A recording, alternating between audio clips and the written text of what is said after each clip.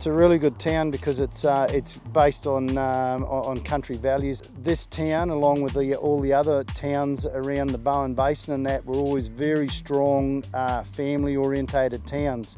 And like other Bowen Basin towns, Clermont, 380 kilometres west of Rockhampton in central Queensland, has cattle, agriculture and mining at its core. So that's magic. So that's high fluidity coking coal. Beautiful stuff. Hey? The more we drill, the better the results keep getting.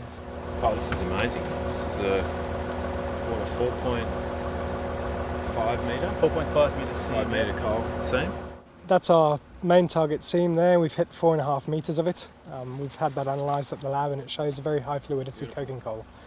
So the mines to the north of us are targeting a thermal product. So really to find coking coal in this area really sets us apart. The Bowen Basin is Queensland's epicentre for coal mining. This site, Carron Basin, 10 kilometres south of Clermont, close to rail and other vital infrastructure, is the coal equivalent of a lucky strike. It's amazing. We're very lucky. We have 120 million tonne of JORC inferred 2012 compliant resources. We have coal as shallow as 10 metres down to 350 metres. With the JORC code being the industry standard for reporting coal resources, this is not only a significant discovery for Queensland, but unexpected. The quality is outstanding. I mean, we were targeting a thermal coal, so as you know, thermal coal is always a lower price to a coking. To find coking coal here has just really blew all of our expectations. Every steel mill in the world is looking for this type of coal. The average is between 240 in fluidity, and we have over 30,000 in areas. But it's not one of the big-name global mining giants at the coalface of this discovery, rather a progressive Brisbane-based firm that ignored the downturn in the industry and the critics. I think it was one of the most least loved things 2 years ago. It was completely out of favour.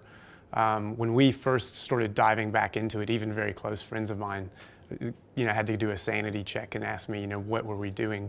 Ryan Welker, Nick Williams and Matt Burgess are a fresh, dynamic force in the Australian resource industry. Good mates who founded Vitrinite just over 2 years ago, securing 9 assets, including the Carron Basin, and bringing to the table decades of experience in mining, construction and finance. We generally believe in this sector, we believe in the commodity, and again, we love working in Queensland. Come on, you want a snack? And that means working with landholders. Oh, there's 6,000 acres in the place. It belongs to my mother, and that they've had it since about 1964 and that. And we're back to a couple of hundred at the moment because of the dry. Vitrinite has drilled over 14,000 metres across 94 drill holes in the Carron and its other tenement, Wilson Creek. Some of those on Ned Appleton's property. There might be a mine there one day, who knows? If you work together, you'll achieve something at the end of the day. We have a mentality that, we have to build good relationships with traditional owners and the landowners, whether they're leasehold or freehold.